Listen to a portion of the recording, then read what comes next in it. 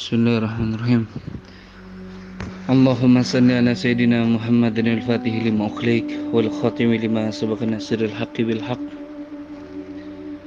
wal hadi ila siratikal mustaqim wa ala alihi haqqa qadrihi wa miqdarihi al-azim. Alhamdulillahi rabbil alamin. Alhamdulillahi rabbil alamin wahdahu wassalatu wassalamu ala asyrafil anbiya'i wal mursalin wa ala alihi wa sahbihi rasulillahi ajma'in. Tabarakallahu radiyallahu ta'ala anhu Sayyidi Syekh Ahmad bin Muhammad Al-Tijani radiyallahu anin nabi amin. Alhamdulillah, segala puji bagi Allah Tuhan semesta alam yang mana hari ini Allah karuniakanlah anugerah pada diri kita masing-masing, sehingga kita Allah berikan kekuatan untuk belajarlah, meraih, mencari ilmu-ilmu Allah, yang mana cahaya itu Allah berikan kepada baginda Nabi Muhammad SAW, dan cahaya itu terus terwarisi kepada sahabat-sahabatnya, ahli keluarganya, tabi'in, tabi'ut tabi'in, dan kepada para kekasih-kekasihnya, dan kepada orang-orang yang benar-benar Allah pilih dari jiwa-jiwa yang shadiq, sehingga warisan itu terus turun kepada guru-guru kita dan sampailah kepada kita pada saat hari ini. Alhamdulillahirabbil alamin. Yang mana kita lanjut lagi nih ngaji kitab Minhajul Arifin, yang mana sebelumnya bahwa kita telah mulai mengenal tuh. Jadi ruhaniyah seorang arifin sejatinya ya Rasulullah itu sendiri. Jadi ruhaniyah seorang arifin ya Rasulullah itu sendiri. Jadi kemakrifatan itu warisan dari ruhaniyah baginda Nabi Muhammad SAW. Cahaya itu turun terus turun. Insya Allah semoga Allah sampaikan kepada jiwa-jiwa kita semualah. Yang mana seorang arifin itu dalam setiap keadaan dirinya secara zahir dan batin, dia nggak pernah lepas dari bizikrillah, mengingatnya lah. Siapa? Mengingat Allah Subhanahu wa ta'ala. Lisannya sibuk terus bersyukur kepada Allah Subhanahu wa ta'ala, sehingga Allah berikan anugerah terangkat setiap hijab-hijab dirinya, sehingga dia ma'rifat, mengenal syekhnya, ruhaniyah sang syekh, ma'rifatu syekh, ma'rifatu Rasulullah, ma'rifat Allah. Karena perkara ini gak mudah. 1000 kitab sabar gak akan membuat kita terwarisi sifat akhlak rabbaniyah, yaitu kesabaran, gak akan. 1000 kitab ikhlas gak akan membuat kita mendapatkan warisan keikhlasan. Makanya pada kajian sebelumnya Anda jelasin kokoh ya, sabitul qalbi ala murid, kokoh hati seorang murid sehingga dia mendapatkan sakinah, itu ketenangan, itu karena 2 perkara kan. Yaitu apa? Pertama, bizikriha, hiya bizikrillah. Jadi tenang jiwa murid itu karena 2 perkara. Pertama yaitu dia sibuk hanya mengingat Allah Subhanahu wa ta'ala, sehingga Allah rapikan zahir batin dia.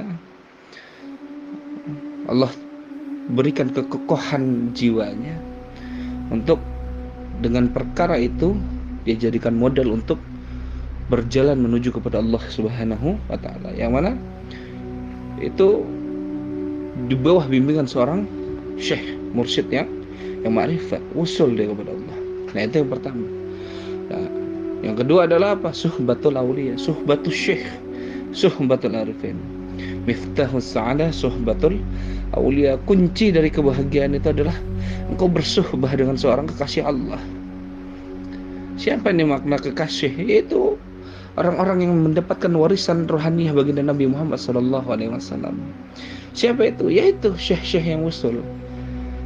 Sebagaimana guru kita Syekhuna Ahmad Al-Khairi Ar-Radhi Al-Tijani radhiyallahu an, yang mana beliau mendapatkan penjelasan dari gurunya Syekh Salahuddin bin Muhammad Al-Hasani Al-Tijani radhiyallahu an, bahwa apa? Iqbalin nasi 'alal muridi qabla al-kamali summun qatilan. Kenapa orang yang mana dia banyak muridnya, dia banyak didatangi manusia, tapi jiwanya itu belum ma'rifat, rohani, hijab dirinya itu rohanianya belum syuhud, sumun kotilan, itu hanya menjadi racun bagi dirinya dan orang-orang yang dekat dengannya, ya murid-muridnya, orang yang datang kepadanya. Sehingga bukan mengangkat hijab, malah mempertebal hijab itu sendiri. Bukannya mengangkat hijab, malah membesarkan keakuan-akuan dirinya. Makanya sehingga seorang murid haruslah sami'na wa ata'na di hadapan seorang syekh. Layaknya dia menganggap bahwa seakan-akan di hadapannya adalah baginda Nabi Muhammad SAW. Nah, ini anugerah seperti ini yang perlu kita sadari. Rahmat yang besar dari Allah Subhanahu wa taala, yang mana itu terus Allah tampakkan, hanya kita aja tertipu dengan pandangan mata kita, kan seperti itu. Kenapa? Karena pandangan mata kita ini terbatas. Pandangan mata kita ini terbatas. Mata kita ini nggak bisa melihat yang terlalu jauh. Mata kita ini nggak bisa melihat yang terlalu dekat. Coba kalau misalnya buku gitu, kita dekatkan kepada mata kita, nggak bisa kita baca apa tulisan yang ada pada buku itu. Dan kalau kita agak jauhkan buku itu, ya juga nggak bisa kita baca. Makanya mata ini hanya bisa melihat apa yang sesuai takarannya. Makanya syuhud, penyaksian itu bukan melihat, tapi memandang dengan pandangan basirah, yang kasyafnya itu sahih. Bukan kasyaf lihat jin, bukan kasyaf lihat ini, enggak.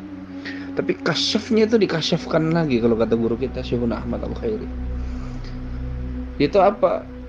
Dia syuhud atas asma, atas setiap tajalli asma dan sifat. Nah, ini baru, ini belum sampai pada wilayah apa arif billah, belum. Oke, sedikit sekali dari orang-orang yang usul, orang-orang yang suluk itu bisa usul itu sedikit sekali.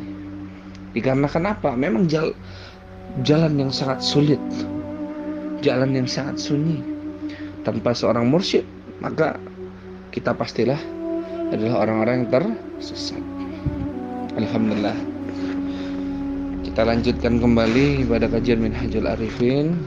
Nah, kita masuk nih kepada pembahasan, yaitu apa? Babul bayanun nahwil muridina, yaitu penjelasan tentang perkara-perkara pada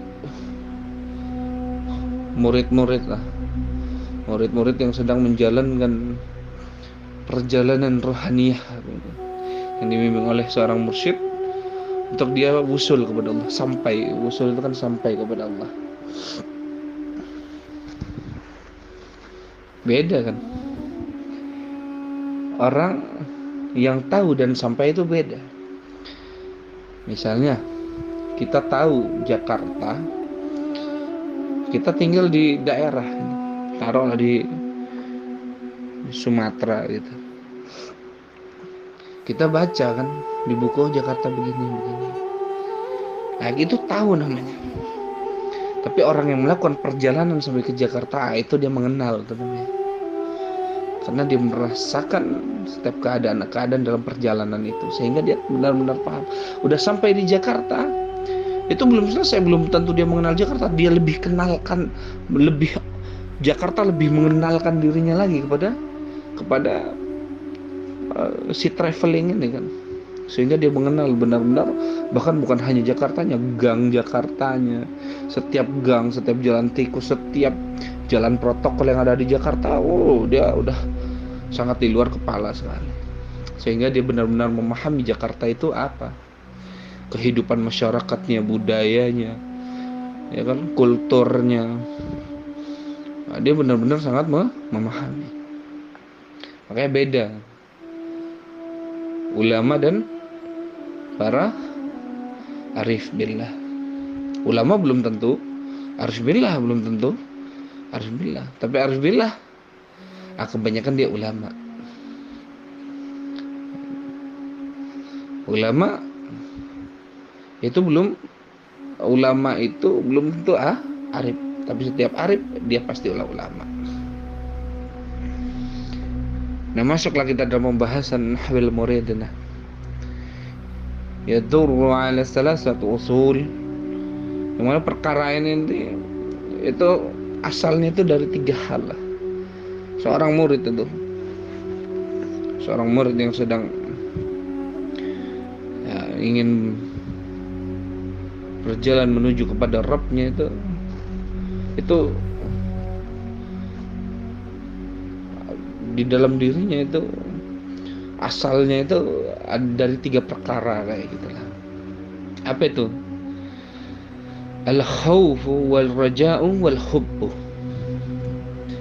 Jadi ada khauf, takut, ada harap, dan ada al-hubbu, cinta. Jadi nggak mungkin seorang itu dia untuk berjalan menuju Allah tanpa dia harus khauf. Enggak, makanya Syekh Ahmad bin Muhammad Al-Tijani itu dalam kitab Wasaya dijelaskan bahwa apa? Murid ikhwan Thariqah Tijani, bukan Thariqah Tijani, Thariqah apapun, yang pertama kali yang harus ada pada dirinya ya khauf. Dengan khauf itu jiwanya dididik untuk terus mulai mengetahui, bukan mengenal, untuk terus mulai mengetahui. Nah, sehingga khauf itu nanti bukan hilang, tapi sukun, dia tenang. Makanya kan yang membuat kita guncang karena ketakutan kita tidak tenang, rojak kita tidak tenang, cinta tidak tenang. Makanya 3 perkara ini tetap akan mengguncangkan diri kita, walaupun perkara itu baik.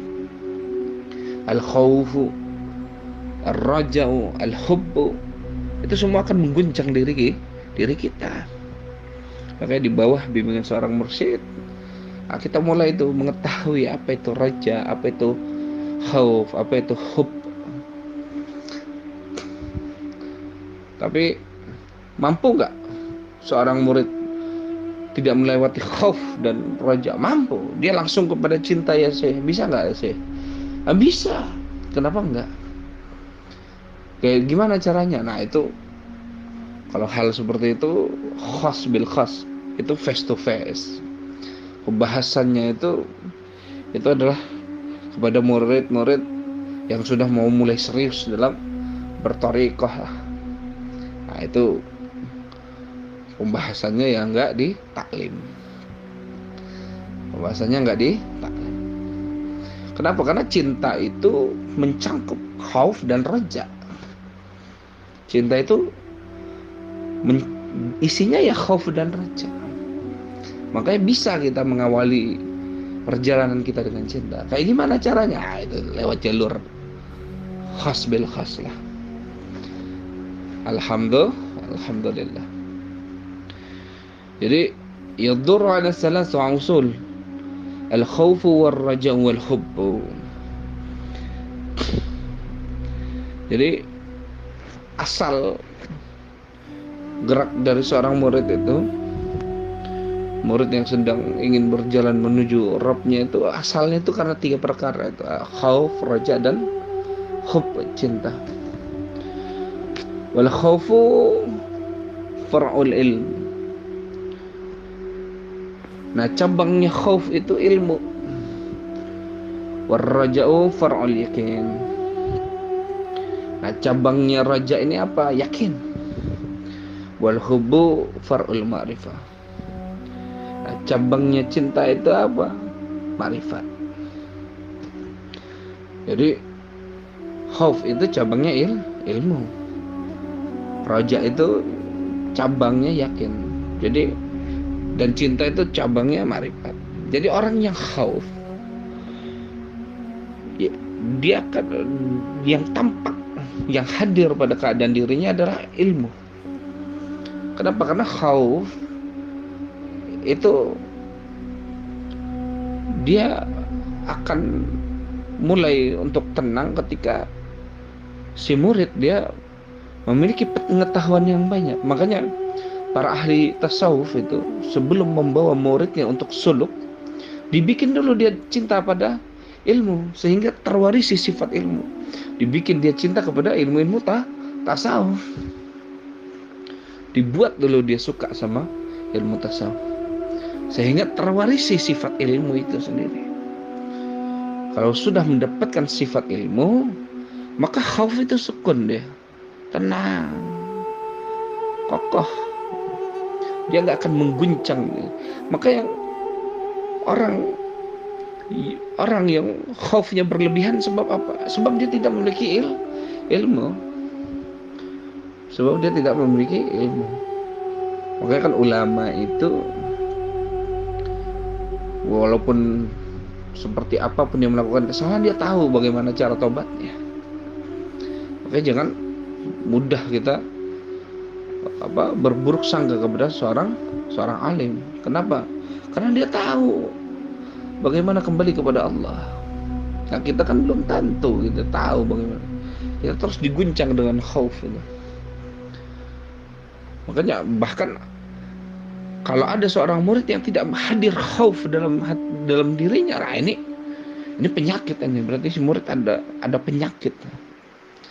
Makin berarti itu menjelaskan bahwa si murid benar-benar dia mau benar-benar tak acuh kepada wilayah keilmuan. Makanya orang yang masih terhijab lalu tidak ada khauf gitu, mimpi dia mau mendapatkan sifat keilmuan. Jadi orang yang khauf, yang tampak pada dirinya, dia akan terus mencari ilmu itu. Dia sibuk mencari ilmu sehingga mendapatkan warisan sifat ilmun itu sendiri dari Allah, sehingga khaufnya itu sukun, sakinah, tenang. Karena selama khauf itu tidak tenang, maka manusia tidak akan paham bagaimana dia ketika dia melakukan kesalahan dan maksiat, bagaimana dia menggapai cahaya ketaatan pada keadaan yang terlihat buruk secara syariat. Kenapa? Karena hatinya masih gelap itu, sehingga dia tidak bisa melihat cahaya ketaatan pada keadaan yang terlihat buruk secara syariat. Ini kurangnya. Kenapa? Karena khaufnya itu tidak tenang dan dia tidak sibuk pada ilmu. Dan kedua, ar-raja, harap. Seorang murid itu kalau udah khauf, udah dapat warisan sifat keilmuan, dia naik tuh ke raja. Ketika dia dapat raja, maka yang hadir pada dirinya itu adalah yakin. Nah, kalau jiwanya telah yakin, khaufnya telah tenang, baru tuh khaufnya tenang, tapi rojaknya masih mengguncang. Makanya dia harus tenggelam pada lautan, pada pintu keyakinan dalam basirahnya, sehingga terbuka wilayah sarirahnya. Kalau sudah terbuka wilayah sarirah itu, Baru dengan pintu yakin itu dia masuk, lalu Allah tenggelamkan dia dalam lautan hikmah dan maknawiyah. Nah, ini murid itu. Kalau sudah dia tenggelam dalam lautan hikmah dan maknawiyah, baru khauf dan roja'nya itu sukun, dia tenang. Sujud itu khauf dan roja'. Nah, baru ketika dia udah tenggelam Allah tenggelamkan dalam lautan hikmah dan maknawiyah, baru di dasar lautan itu dia baru mendapatkan apa itu? Baru hub, cinta. Tapi cinta ini masih terguncang. Maka harus tampak hadir pada dirinya adalah dia harus mulai harus mengenal marifat. Jadi cabang dari cinta itu adalah kemarifatan. Makanya hati kita mau diisi dunia, mau diisi apapun yang menyenangkan hati, nggak ada. Hati itu tidak akan pernah tenang pada apapun kecuali Allah. Kenapa? Karena cinta itu menuntut makrifat. Hati itu menuntut zikir, mengingat. Makanya ketika orang jatuh cinta, yang sakit itu adalah ingatnya. Ingatnya. Makanya seperti kita jatuh cinta kepada seorang wanita, kita lihat ada seorang wanita dengan paras yang rupawan, maka secara tidak langsung kan kita ingin mengenal. Maka itu tidak akan berakhir rasa sakit itu sebelum dia seakan-akan memiliki si wanita, dan dia menyadari pengakuan si wanita bahwa dirinya adalah milik si wanita tadi. Nah, itu makrifat. Tapi kemakrifatan yang seperti ini masih terguncang. Kenapa? Ya kita misalnya PDKT pada seorang wanita, kita kenal, kita ini. Akhirnya apa? Akhirnya udah dekat menikah.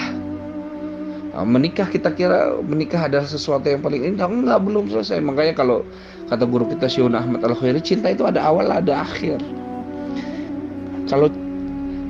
Kalau awal adalah hub dan akhir adalah hub, kenapa engkau antara awal dan akhir engkau tidak mendapatkan hub? Makanya ujian yang sangat luar biasa ya ketika engkau menghadapi rumah tanggamu. Bagaimana engkau menghadapi rumah tanggamu dengan ketakwaan? Makanya banyak orang bercerai dalam rumah tangga karena apa? Karena dia tidak punya takwa di dalam jiwanya. Takwa bukan di lisan, takwa ini di sini kata Rasulullah. At-taqwa hahuna la hahuna. Takwa itu di sini, di dada.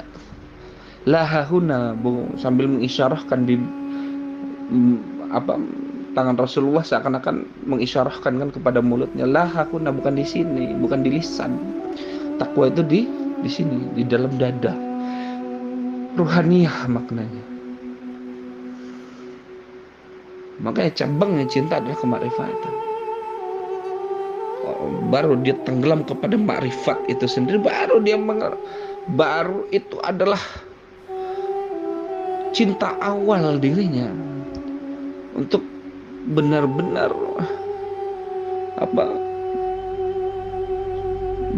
untuk mendapatkan sang kekasih. Kan begitu. Makanya kalau kita menikah kan dibilang semoga sakinah, mawaddah, warahmah. Semoga kamu tenang, saling mengisi antara kekurangan, saling memahami, warahmah, dan saling merahmati. Nah itu sir itu. Ketika orang bicara semoga engkau sakinah, mawaddah, itu sir kehidupan. Makanya menikah adalah sunnatullah. Bukan sunnah Nabi, tapi sunnatullah. Menikah sunnatullah. Kenapa? Karena di dalam pernikahan itu banyak cahaya-cahaya kemakrifatan. Nah kita aja yang nggak punya guru, makanya akhirnya tidak memahami perkara-perkara ini, kayak gitu loh. Sehingga dia tenggelam kepada makrifatan, baru tuh terbukti Allah anugerahkan karunia nikmat yang sangat luar biasa. Apa? Terangkat semua hijab-hijab nafsiyahnya, ruhaniyahnya suhud kepada Allah Subhanahu wa ta'ala. Nah itu kayak gimana itu Ustadz? perjalanannya. Itu bukan di taklim, face to face. Itu seorang murid harus memasrahkan diri kepada seorang mursyidnya.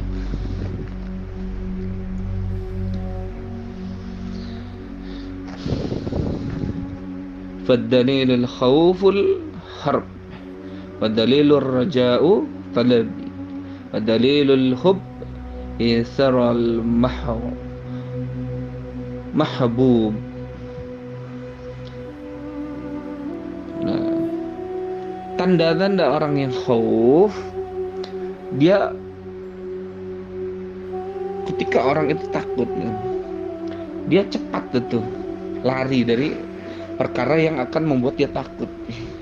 Misalnya ketika kita mabuk gitu, minum khamar, dia punya sifat khauf, dia tahu khauf, dia mendapatkan anugerah sifat khauf itu. Dia cepat lari dari keadaan yang akan membuat dia khauf. Dia cepat lari. Nah, itu tanda-tanda orang yang mendapatkan khauf. Makanya guru kita Syekhuna Ahmad Al-Khairi itu menceritakan bahwa ada dulu sahabat Nabi yang mana dia ingin masuk Islam dan ingin beriman kepada Allah dan Rasulnya, tapi dia masih sibuk dalam kemaksiatan. Dia bilang sama Rasulullah SAW, ya Rasulullah, saya beriman kepadamu dan Allah, tapi saya tidak bisa meninggalkan maksiat saya nggak bisa meninggalkan minum, zina. Kata Rasulullah, nggak apa-apa, yang penting engkau jujur kepadaku. Kalau kamu habis melakukan kemaksiatan, engkau jujur padaku, kata Rasulullah. Oh, baik ya Rasulullah. Akhirnya dia pulang tuh, ya kan. Lalu dalam perjalanannya dia ketemu dengan teman-temannya itu yang hobi mabuk. Fulan, ayo kita mabuk. Wah, hasrat ingin dia mabuk minum khamar itu sangat luar biasa. Tapi dia ingat, waduh, kalau aku habis minum nanti aku harus jujur kepada Rasulullah. Oh, khauf itu. Oh enggak. Lalu tampak dengan pandangannya, bukan dengan matanya, tapi dengan pandangannya Rasulullah seakan-akan di hadapannya itu. Habis itu dengan keadaan seperti itu dia cepat kabur dari keadaan teman-temannya yang mengajak dia untuk minum khamar. Itu keadaan rohani sahabat ketika itu. Nah, kalau kita sekarang kan enggak. Ada orang ngajak maksiat, udah cepat. Bahkan kalau ada kesempatan untuk melakukan kemaksiatan, mungkin kita bisa terbawa kepada perkara kemaksiatan itu.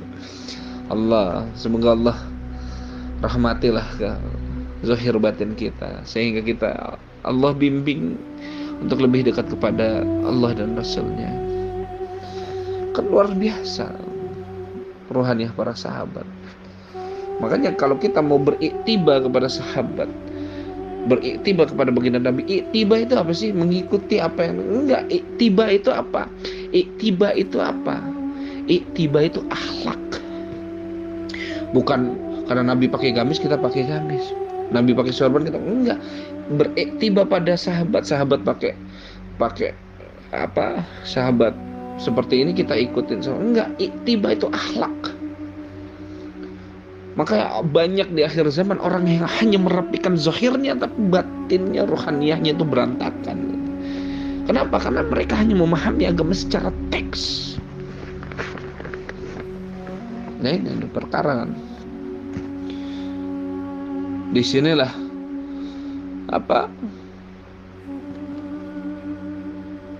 sumber dari pecahnya persaudaraan antara muslim satu dan muslim yang lainnya.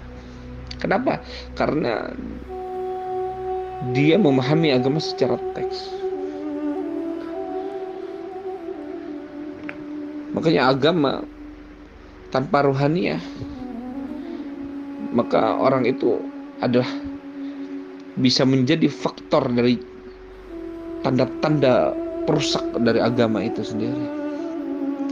Orang yang belajar agama tanpa rohaniah, tanpa dia belajar rohaniah, Dia bisa menjadi tanda-tanda orang yang akan menghancurkan agama itu sendiri. Maka penting kita belajar tasawuf. Jadi tanda-tanda orang yang khauf itu dia cepat melarikan diri dari keadaan yang membuat dia khauf. Wa dalilur raja'u talab. Nah, ciri-ciri tanda-tanda orang yang nugrahi raja itu harap kepada Allah itu apa? Dia mencari itu. Nah, dia berikhtiar mencari. Makna ikhtiar itu sendiri apa? Takwa. Takwa itu bukan pasrah. Takwa itu talab. Dia mencari. Dia sibuk mengenal, memahami keadaan. Dia sibuk dengan tarbiyah si syekhnya. Dia sibuk dengan suluk yang syekhnya membimbing dia. Dengan itu dia mulai itu mengenal keadaan di dirinya. Makanya man arafa nafsah faqad arafa rabbah. Tidaklah mengenal seorang hamba kepada Tuhannya kecuali dia mengenal dulu dirinya sendiri. Dia cari itu perkara tentang pengenalan diri itu. Sehingga apa? Hadir raja tentang baru diharap tuh. Wa dalilul hub siratal mahbub. Dan tanda-tanda orang yang diwarisi sifat cinta itu dia sibuk aja menjadi pecinta. Pecinta itu tahu apa?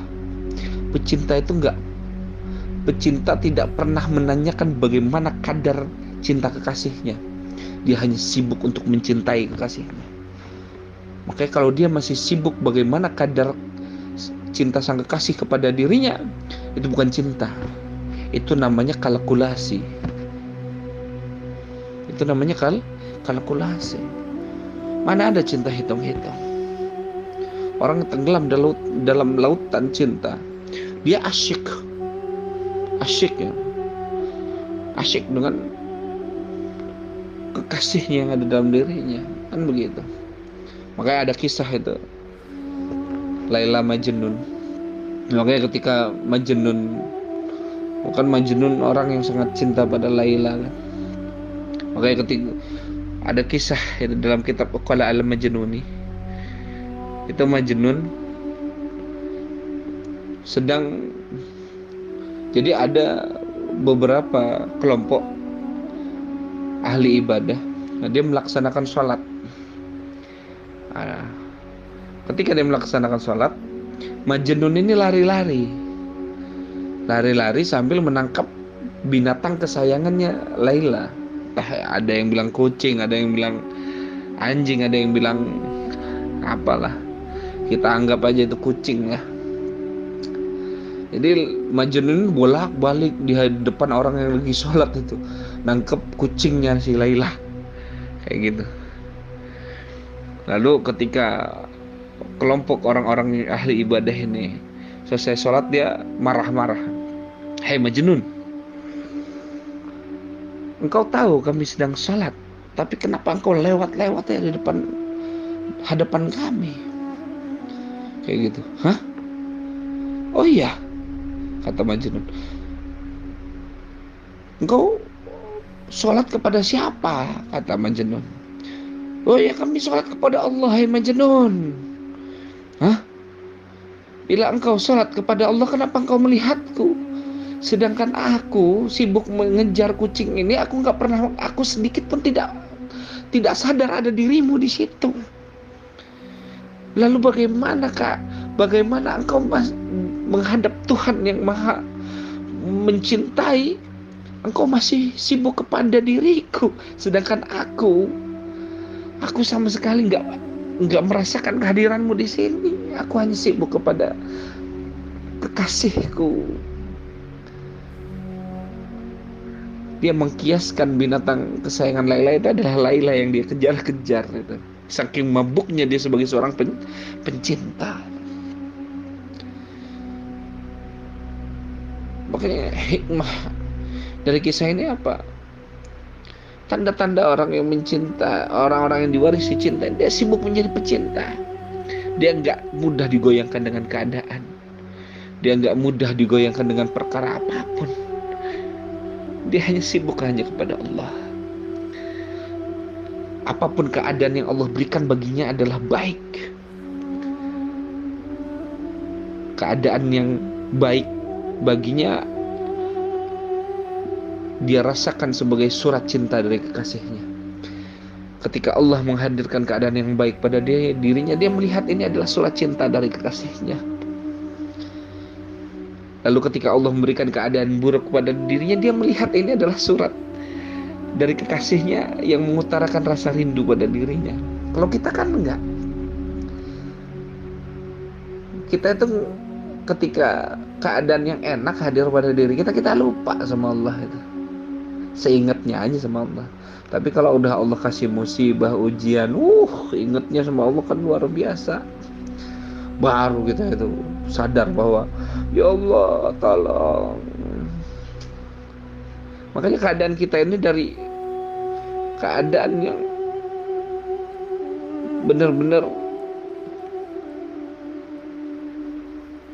dari tidak ibadah kepada tidak ibadah.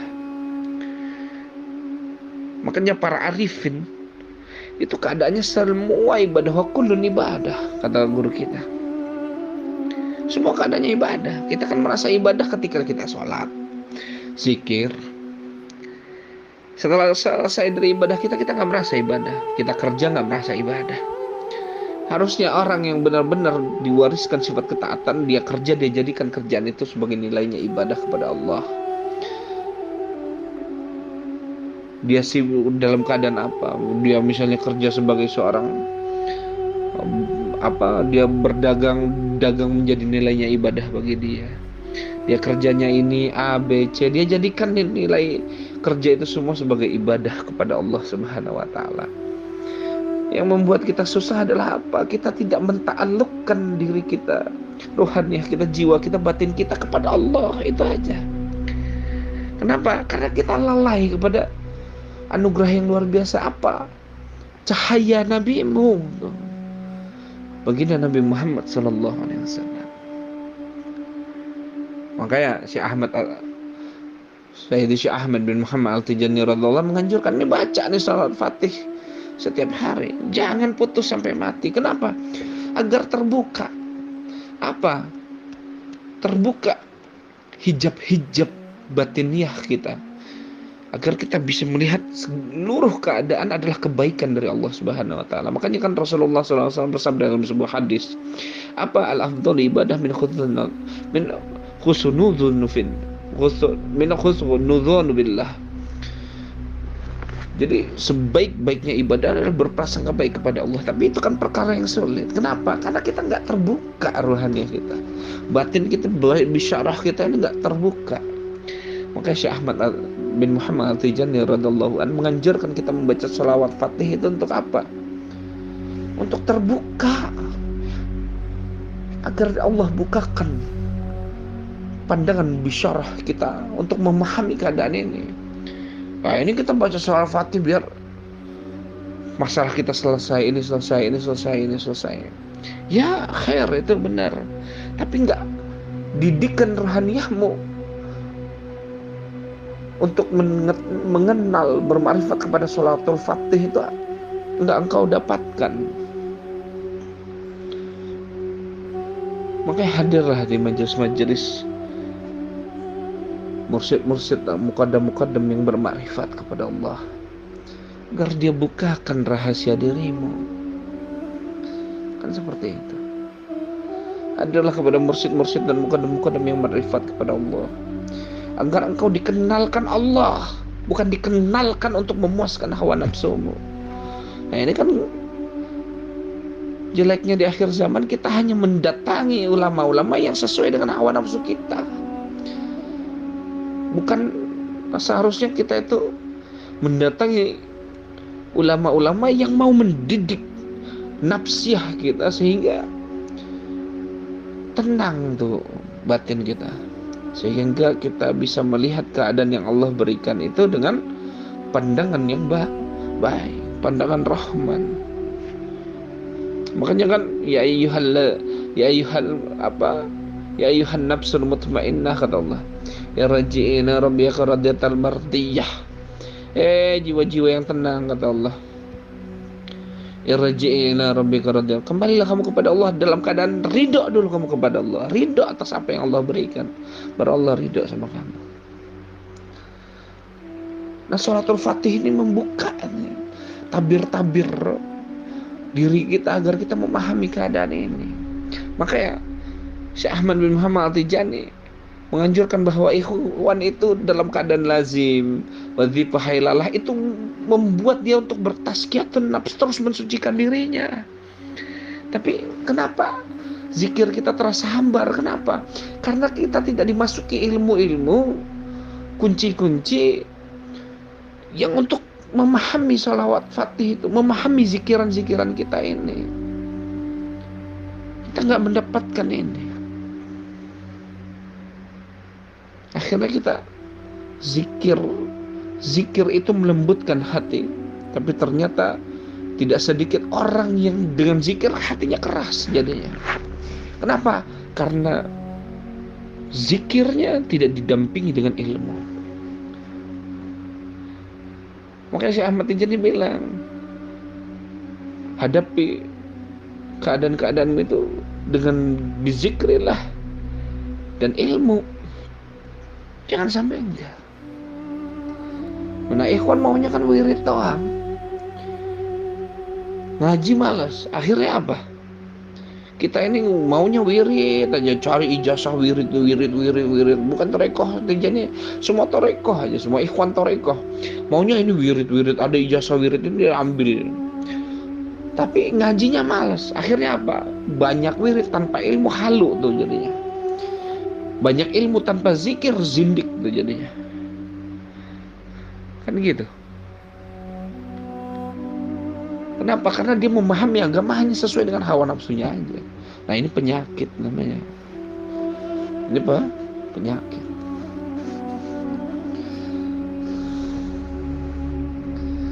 Makanya tanda-tanda orang yang dianugerahkan sifat kecintaan itu adalah dia sibuk aja menjadi seorang pencinta. Wa mathalu dzalika, semisalnya apa? Khauf, raja dan hub itu misalnya seperti al-haramu wal masajid wal ka'bah. Jadi khauf itu seperti haram, kota haram. Raja itu seperti Masjidil Haram, masjid yang dalam kota haram.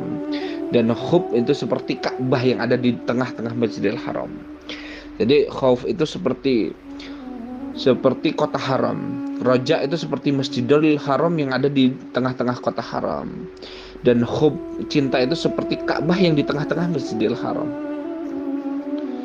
Faman dakhalil haram iradatan amana min khauf. Nah, maka orang yang masuk ke dalam kota haram, dia aman tuh. Aman. Nah, orang yang masuk kepada kota haram itu kota Mekah, aman sih. Nggak akan dia. Makanya aman. Bahkan ketika orang-orang naik haji, nggak boleh bahkan mereka menyakiti sehelai daun dari tumbuhan aja nggak boleh. Saking amannya, tumbuhan aja nggak bisa disakiti. Bagaimana seorang diri manusia? Makanya aman, orang yang masuk ke dalam Mekah itu aman. Makanya kota yang paling aman di akhir zaman nanti itu Mekah dan Madinah. Nah, haram itu aman. Nah, makanya orang yang khauf itu seperti orang yang masuk ke dalam kota haram, kota Mekah, dan dia aman di dalam kota itu. Nah, ini orang yang diwarisi khauf dalam jiwa, dalam dirinya. Wa man dakhalal masjid amanta jawarraha an yasta'imilha fi ma'asiyatullah ta'ala. Nah, orang nih yang diwarisi rojak dalam dirinya itu seperti orang yang masuk ke dalam Masjidil Haram. Nah, tadi udah di kota haram. Nah, orang yang udah mendapatkan Allah wariskan rojak pada dirinya, tenang tuh rojaknya, tenang khaufnya udah, tenang sifat rojaknya. Nah, dia seperti orang yang masuk ke dalam Masjidil Haram yang ada di tengah-tengah kota haram, kota Mekah. yang mana di dalam masjid itu sama sekali dia nggak bisa, terkunci kan. Orang kalau masuk ke masjid nggak mungkin kan, kalau nggak mungkin dia bermaksiat. Makanya orang kalau udah di masjid nggak mungkin kamu ngapain ke masjid, minum khamar, nggak mungkin kan, nggak mungkin. Makanya orang ketika dia masuk dalam masjid, dia terlindungi dari kemaksiatan itu kepada Allah. Kenapa? Karena ya itu adalah Baitullah, rumah Allah. Allah nggak bertempat. Paham ini, jangan disalahpahami. Nah, itu kias. Itu kias. Nah, itu orang yang masuk ke dalam Masjidil Haram, dia aman dari bermaksiat di hadapan Allah Subhanahu wa taala.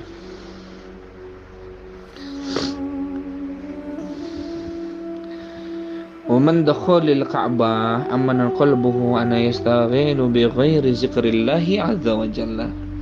Dan orang yang dianugerahi sifat dianugerahi dalam dirinya hub, cinta, itu seperti orang yang masuk ke dalam Ka'bah. Ini dekat sama Ka'bah aja kita rasanya kayak gimana itu. Luar biasa kan bergejolaknya dalam diri kita, jiwa kita kalau kita dekat dengan Ka'bah. Nah, kita ini berada di dalam Ka'bah.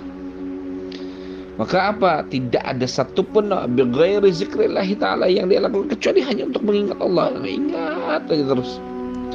Sibuk aja hanya untuk mengingat Allah Subhanahu wa taala. Sampai apa? Sampai dia mendapatkan apa yang dia zikirkan. Sampai dia bersama dengan apa yang dia ingat itu. Makanya orang kan gak akan pernah tenang sampai dia mendapatkan apa yang dia ingat. Oh iya ya, oh misalnya contohnya, oh ya aku belum bayar hutang ya, ingat, itu kan kegalauan tuh. Oh ya aku belum makan, oh ya aku terlambat nih berangkat kerja, berangkat sekolah, itu kan ingat tuh. Tapi ketika sampai pada apa yang dia ingat, dia baru tenang tuh sekali. Makanya orang yang belum mendapatkan apa yang dia zikirkan, dia nggak akan pernah bisa tenang. Makanya orang yang berzikir gitu, itu anugerah. Anugerah. Makanya kita kan berzikir itu masih dengan sesuai apa. Makanya kalau kita berzikir berarti kita mengingat. Nah, zikir kita ini masih mengingat yang kita zikirkan, ya Allah. Nah, zikir kita ini masih dengan sesuai apa yang kita kehendaki, kayak gitu. Tapi orang yang sampai pada zikirnya, apa yang dia zikirkan, dia udah dikehendaki itu.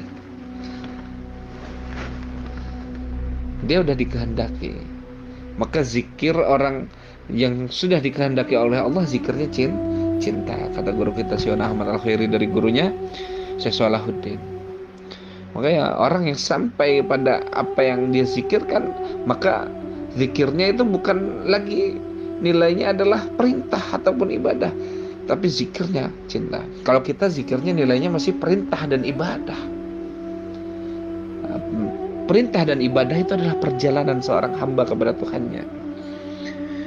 Nah, tapi kalau orang yang udah mendapatkan apa yang dia zikirkan, maka zikirnya berarti dia bukan menghendaki lagi apa yang dia zikirkan, tapi dia udah menjadi yang dikehendaki dari yang dizikirkan. Maka nilai zikirnya bukan ibadah dan perintah lagi, tapi nilai zikirnya adalah cinta dari sang kekasih. Kalau sebelumnya, kalau kelas kita, zikir kita adalah sesuatu yang kita berikan kepada sang kekasih, kan gitu. Tapi orang yang udah sampai pada sang kekasih, maka zikirnya adalah cinta dari sang kekasih. Masya Allah, ini luar biasa. Syekh Ahmad bin Muhammad Al-Tijani dahsyat ini kalau membahas cinta ya. Pokoknya guru kita luar biasa dalam wilayah cinta. Syekh Ahmad Al-Khairi, Syekh Ibrahim Niyas, Syekh Salahuddin Al-Tijani, ini dahsyat ada guru-guru kita. Mereka mewariskan rohaniyah yang mana itu adalah semua rohaniyah baginda Nabi Muhammad SAW. Dia minumkan arak-arak cinta, air-air gaib itu kepada ruhaniyah para murid-muridnya. Alhamdulillah.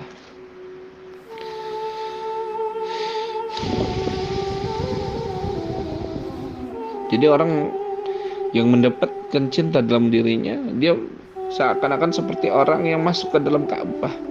Dan orang yang berada pada dalam Ka'bah itu tidaklah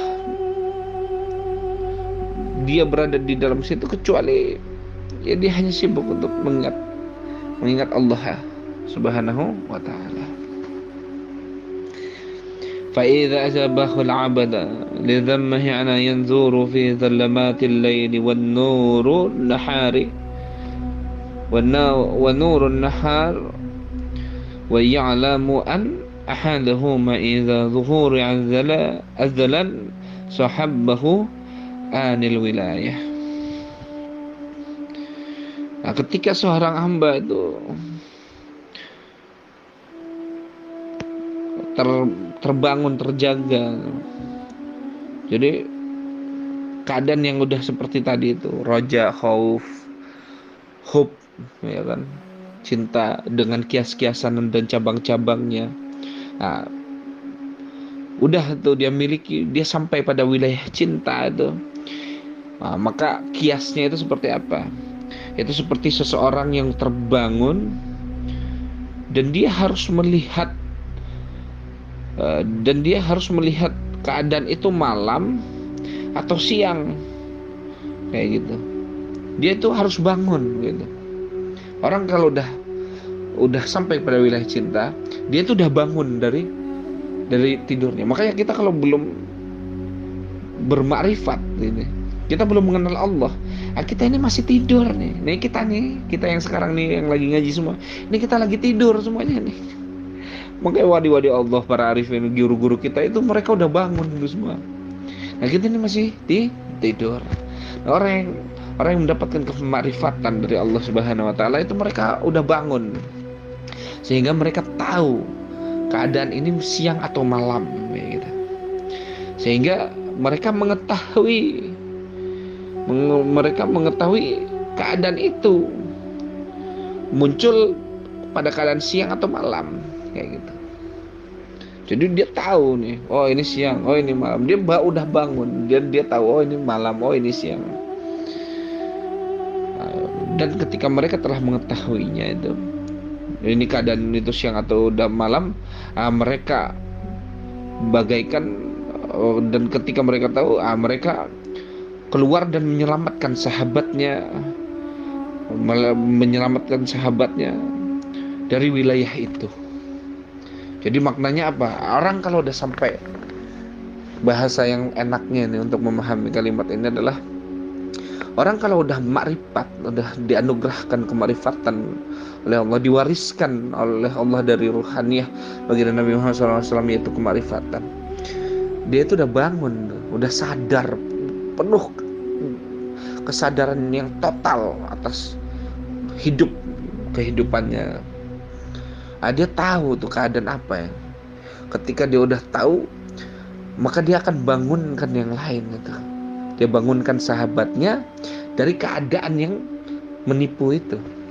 Nah, kayak kita ini, kita dibangunkan oleh guru-guru kita agar kita sadar, oh ini keadaanmu itu di siang loh, keadaanmu itu di malam loh. Nah, keadaan siang malam ini apa sih? Nah, di sini Imam Ghazali menjelaskan apa itu.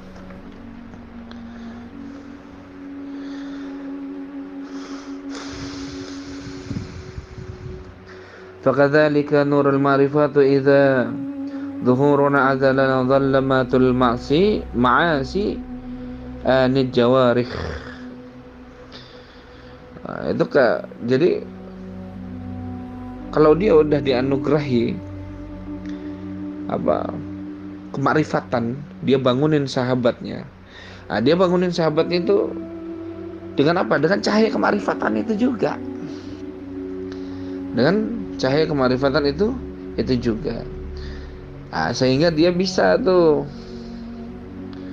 memisahkan kegelapan dari maksiat dari setiap anggota badannya. Dia tahu tuh, oh ini sadar, oh ini aku lagi maksiat, walaupun dia terlihat secara syarat dalam ketaatan. Maka taat bisa jadi awal kemaksiatanmu kalau kamu tidak mengetahui bahwa ternyata di batinmu ada penyakit ujub dan riya serta sum'ah. Kan ngeri itu.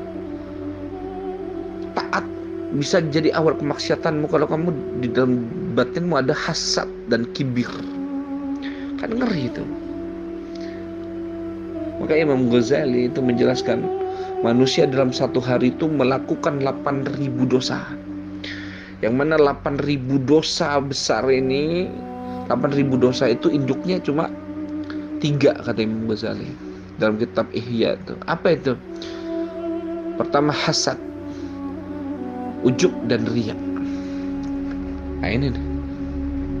Makanya yang bikin hancur iblis itu ahli ilmu, ahli ibadah, tapi apa yang membuat dia hina? Padahal dia ibadah luar biasa, di langit pertama sampai langit paling atas itu dia adalah ahli ibadah. Bahkan dia adalah salah satu yang mengajarkan malaikat-malaikat tentang ilmu ketuhanan. Dahsyat sekali iblis itu. Azazil kan. Lalu apa yang membuat dia? Kenapa? Karena dalam taatnya ada kemaksiatan. Ada dengki, ada hasad kepada siapa? Kepada Adam. Makanya taat bisa jadi awal kemaksiatanmu bila di dalam dirimu ada penyakit-penyakit batin. Dan kemaksiatan bisa jadi adalah awal dari ketaatanmu bila engkau menyadari dirimu penuh dengan kehinaan di hadapan Tuhan yang Maha Pengasih lagi Maha Penyayang. Sehingga engkau cepat kembali. Makanya manusia itu kehidupannya berputar pada 4 keadaan: susah, senang, taat, maksiat. Bukan bagaimana kamu harus taat dan harus terus berada pada salah satu keadaan, itu enggak. Tapi ketika kamu taat dan senang dan maksiat dan susah, pada keadaan itu mampu enggak kamu dari keadaan itu semua kembali kepada Allah? Mampu enggak? Mampu enggak kamu untuk kembali pada seluruh keadaanmu kepada Allah Subhanahu wa taala? Makanya ya ayuhan nafsul mutmainnah irji ila rabbika radiyatan mardiyah wadkhulil jannati wadkhulil ibadi wadkhulil jannati. Enggak sembarangan itu. Mampu enggak kita kembali kepada Allah? Kan jelas itu, ya ayuhan nafsul mutmainnah irji ila rabbika radiyatan mardiyah wadkhulil ibadi wadkhulil jannati.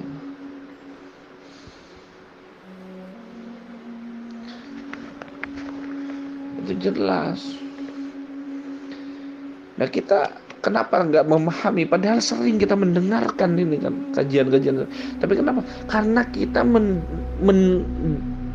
mengambil ilmu-ilmu yang hanya sesuai hawa nafsu kita. Kita nggak mau memasrahkan diri kita kepada seorang mursyid atau muqaddam untuk membimbing zahir batin kita, agar dirapikan zahir batin kita untuk terus berjalan menuju Allah Subhanahu wa taala.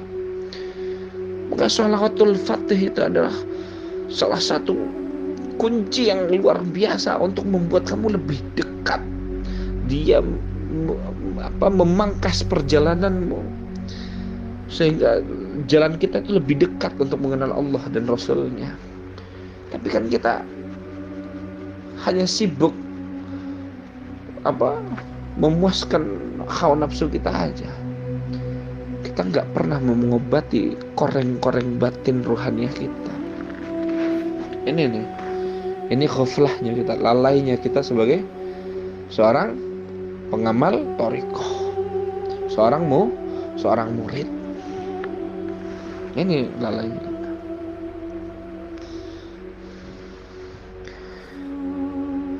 Fa in kanat halatiha halata yaradha al-khulul maut syukran lahu ta'ala yatawfiqihi wa asamatihi. Maka kalau kamu udah mendapatkan cahaya kemarifatan itu, maka apa yang akan hadir? Maka engkau akan ridho. Fa in kanat halatahu halatan yaradaha Nah, bila datang padamu keadaan-keadaan yang membuat kamu ridho atas keadaan-keadaan yang bagimu itu nggak mengenakan lah, atau entah musibah atau maut atau ujian yang menyakitkan gitu, tapi kamu ridho, nerimo gitu. Terima mawih pasrah sepi pamrih tembe ajri, kan gitu kalau kata orang Jawa. Kamu nerima itu keadaan yang Allah kasih. Maka apa kata Imam Ghazali? Syukrillahi ta'ala ala taufiqihi wa azamatihi. Maka bersyukurlah kamu kepada Allah. Kenapa? Karena kamu nggak akan bisa menerima keadaan itu kecuali itu benar-benar atas izin Allah Subhanahu wa taala. Yang mana dia berikan kekuatan dan kesempurnaannya kepada jiwamu itu. Makanya bersyukur kita kalau seperti itu. Wa in kanat halatuhu halatan yakrahu ma'aha al-maut an taqal anha bi sahatil azimati wa kamalil jahidi wa'lam anna la ma laja'u minallahi ilaiha.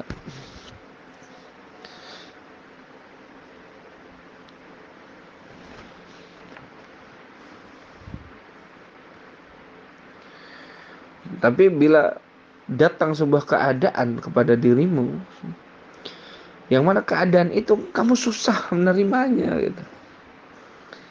Saking sakitnya, saking pahitnya keadaan itu, entah itu ujian musibah atau perkara yang tidak enak lah. Kamu nggak bisa menerima keadaan itu. Maka janganlah engkau hina keadaan itu. Menjauhlah dari keadaan itu dengan hati jiwa yang bersih.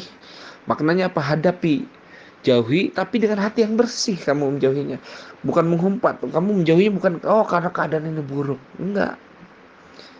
Bukan. Kamu menjauhinya karena kamu sadar kamu belum siap itu. Ini orangnya nggak marifat. Kalau orang yang bermarifat dia pasti menerima. Tapi kalau kamu belum marifat, maka bila hadir keadaan yang buruk kepadamu atau maut hadir padamu atau perkara-perkara yang nggak mengenak hadir pada kehidupanmu, jauhi dengan hati yang bersih, kata Imam Ghazali. Jauhi dengan hati yang bersih dan upayakan sebaik mungkin dan sesempurna mungkin engkau tidak menghujat keadaan itu. Kenapa? Karena Allah bilang kan dalam kitab Riyadhus Shalihin, itu zaman itu aku. Jangan kau hina zaman itu aku. Jangan kau hina keadaan itu aku. Bila engkau tidak terima dengan keadaan yang kuberikan, maka cari Tuhan selain aku. Kan gitu kata Allah. Nah, kita itu gak pernah mau ngaji, mau datengin para mursyid agar dibimbing dengan ilmu dan zikir. Sehingga kita itu buta tentang pengetahuan agama kita sendiri. Makanya Nabi Shallallahu Alaihi Wasallam bersabda, yang mana Allah Subhanahu Wa Taala berfirman, "Daina dunya sejanatul mu'minin wa janatul kafirin." Kan seperti itu. Dunia itu kuciptakan penjara bagi orang mukmin dan surga bagi orang kafir. Maknanya apa? Dunia itu bukan tempatmu. Akhirat tempat orang-orang yang beriman. Maka orang-orang yang benar-benar beriman, dia tenggelam dalam akhlak-akhlak robbaniyah, akhlak-akhlak ukhrawi ketika dia berada di dunia, sehingga dia tahu setiap keadaan yang Allah berikan adalah baik. Tapi kan gak bisa kita memahami ini. Ini terlalu banyak hijab dalam diri kita. Allah ya Rob. Maka kalau hadir keadaan yang buruk pada dirimu, jangan kau hina keadaan itu. Sebaik-baik mungkin, sesempurna-sempurna mungkin, bersihkan hatimu atas keadaan yang hadir tadi, kata Imam Ghazali. Sebagaimana Syekh Ahmad bin Muhammad Al-Tijani juga Jangan kau hina keadaan yang buruk pada dirimu. Sibuklah bersedekah. Makanya Syekh Ahmad Tijani ngajar, banyakin sedekah. Banyakin sedekah, banyakin bersolawat kepada baginda Nabi. Bukan untuk mengangkat keadaan yang buruk, tapi biar kamu menerima keadaan itu. Kita ini kan berharap Allah mengangkat keadaan itu. Masa Allah kalah sama hamba? Masa Allah kalah sama zikiranmu? Enggak kan? Oh, ini ada amalan ini Ustadz untuk agar bisa melunasi utang. Enggak, itu semua zikir, semua amalan Rasulullah hadirkan, Allah sampaikan kepada nabi-nabi, sampaikan kepada kita, kepada orang-orang yang dia cintai, sampai kepada kita, itu agar kita bisa menerima, sehingga kita diwarisi akhlak-akhlak robbaniyah, agar kita melihat semua keadaan yang dari Allah adalah baik. Kita itu hanya diuji oleh diri kita sendiri. Sadar gak kita? Syekh Ahmad Tijani bilang, jangan kau hina keadaan itu.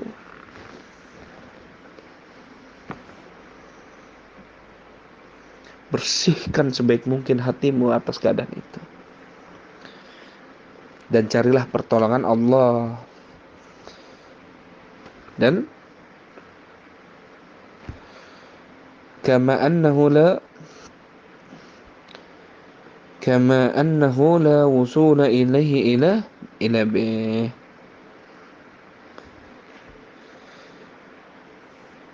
Dan ketahuilah,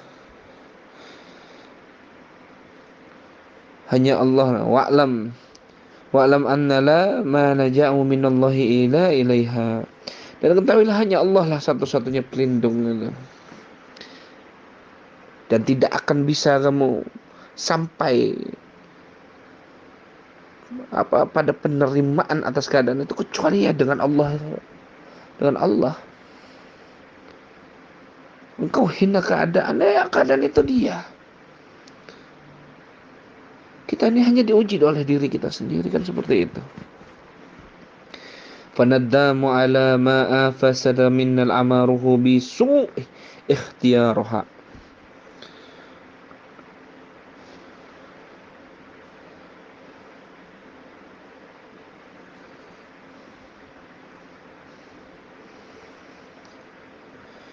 Wa asata'ana billahi ala tatahhiru zahirahu minadh-dhunub. Ini fanaddamu ala orang yang fanaddamu ala ma'afassadu minal amaraha bisu'i ikhtiyaraha. Orang yang seperti ini itu akan menyesal dalam hidupnya.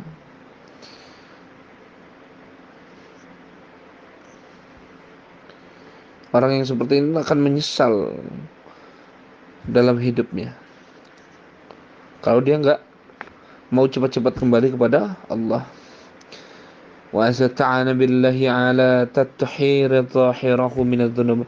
Dan carilah pertolongan Allah agar Allah membersihkan dirimu dari setiap dosa-dosamu.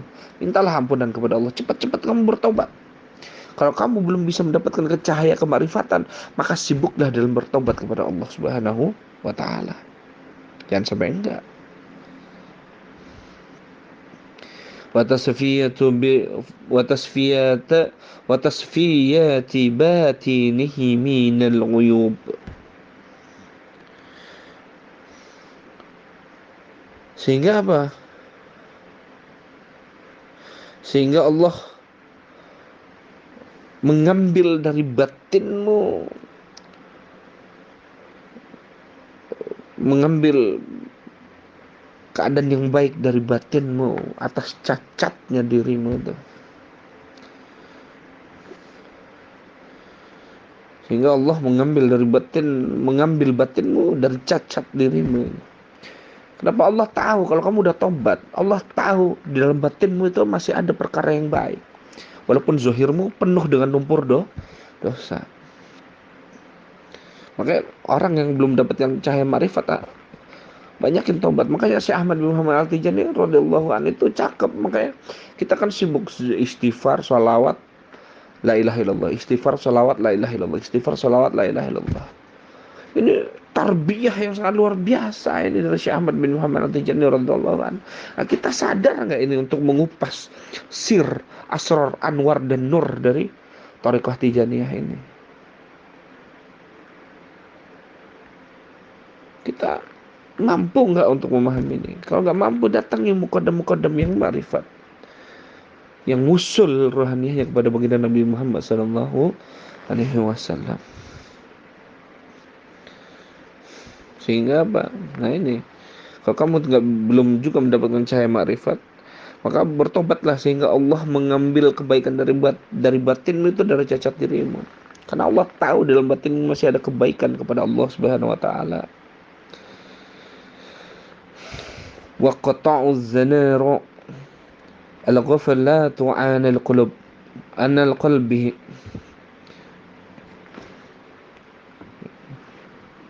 Serta Allah angkat juga itu, Allah bersihkan dari hatimu tuh dari kelalaian-kelalaian. Allah buanglah Allah nggak mau nganggaplah kelalaian hatimu itu. Allah akan tetap ambil sesuatu yang baik dari hatimu itu. Wa atfa'u narus syahwatu an nafsihi. Serta Allah, ketika udah seperti itu, baru tuh Allah padamkan api syahwat dari dirimu tuh. Wa istiqamah ala tariqil haq. Baru Allah tampilkan tuh pada dirimu jalan-jalan yang hak. Makanya luar biasa Syekh Ahmad ngajarin kita lazim subuh, lazim asar. Makanya kan fadilah lazim subuh, barang siapa yang lazim subuh maka diampuni dosanya dari asar kemarin sampai subuh. Barang siapa yang lazim asar diampuni dosa dan kesalahannya dari subuh tadi sampai asar. Coba ikhwan tijani istiqomah terus seperti itu sampai mati, wajib hailalah lazim subuh lazim asar. Oh, Allah bersihkan terus zahir batin kita sampai menghadap kepada hadratul ilahiyah, hadratul qudsiyah. Ini ini bentuk kasih sayang baginda Nabi Muhammad SAW kepada kita. Kita sadar nggak ini?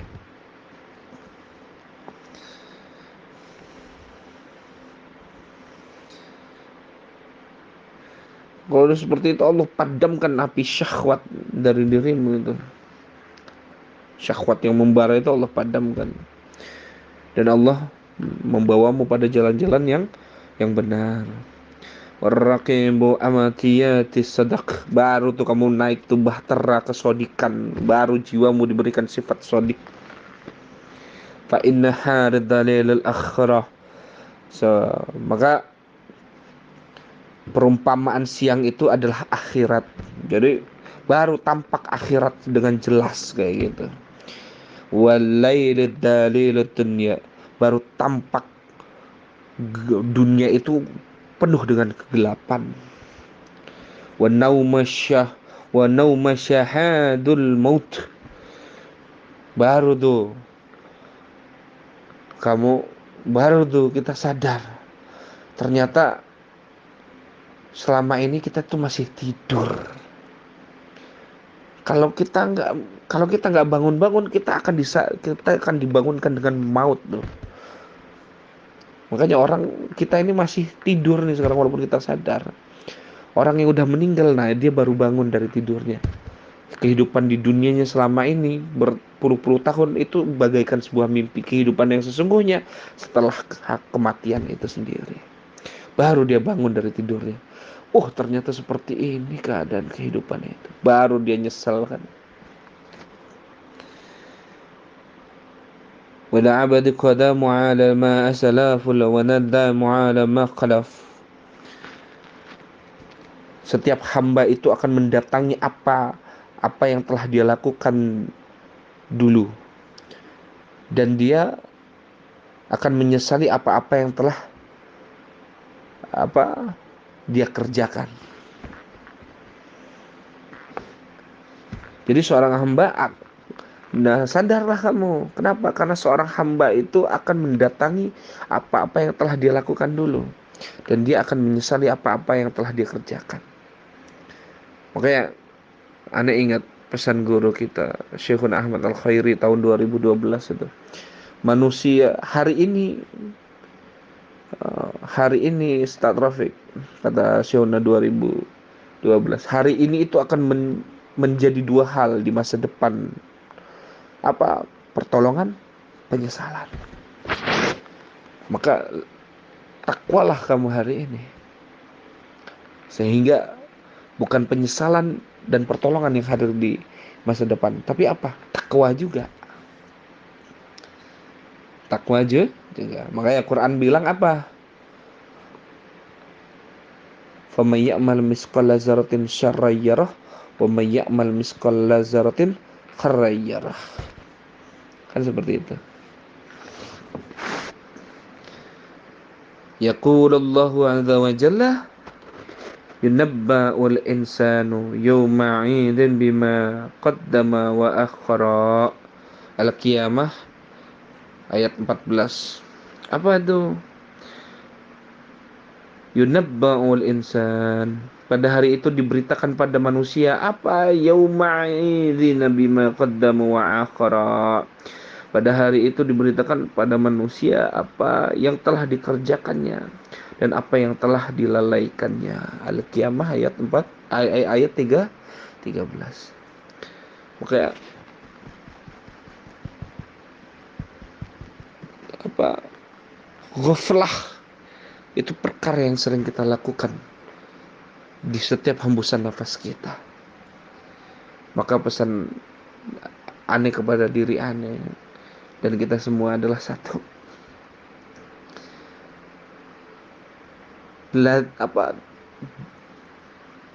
Jangan pernah tinggalin tuh lazim subuh, lazim asar, lazim fahailalah. Memperbanyak suhbah kepada muqaddam, syekh, mursyid yang kamil, orang yang membimbing rohaniahmu kepada Allah.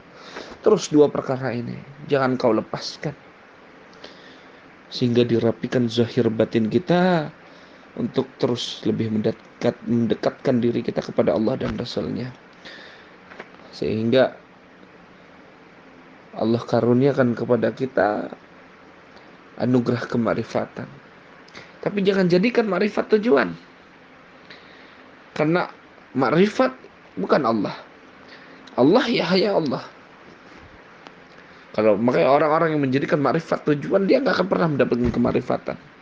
Orang-orang yang menjadikan kefutuhan adalah tujuan, dia nggak akan mendapatkan kefutuhan. Tapi barang siapa yang menjadikan Allah tujuannya, maka dia akan mendapatkan apa yang dia tuju. Makanya dahsyat. Maka berjuta kali engkau lari padaku, maka akhir pelarianmu adalah aku, kata Allah. Dan beribu kali engkau berpaling dariku, maka setiap palinganmu hanya membawa engkau kepada wajahku. Semoga manfaat dan semoga Allah merahmati zahir batin kita, dan semoga madad dan istimdad Syekh Ahmad bin Muhammad Al-Tijani terus tercurah kepada diri-diri kita, sehingga kita terus bisa mengistiqomahkan Thariqah Tijaniyah ini sampai akhir hayat hidup kita. Dan semoga baginda Nabi Muhammad SAW terus memandang kita dengan pandangan cinta, sehingga Allah pun memandang kita dengan pandangan cinta. Dan semoga kajian ini membawa kesadaran yang sangat tinggi kepada kehidupan kita sekarang dan kedepannya lah, agar kita sadar bahwa segala keadaan yang Allah berikan adalah baik.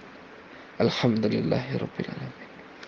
Allahumma shalli ala sayyidina Muhammadin al-Fatih lima ukhliq wal khatimi lima sabaqa nasiril haqqi bil haqq wal hadi ila siratikal mustaqim wa ala alihi haqqa qadrihi wa miqdarihi al-azim.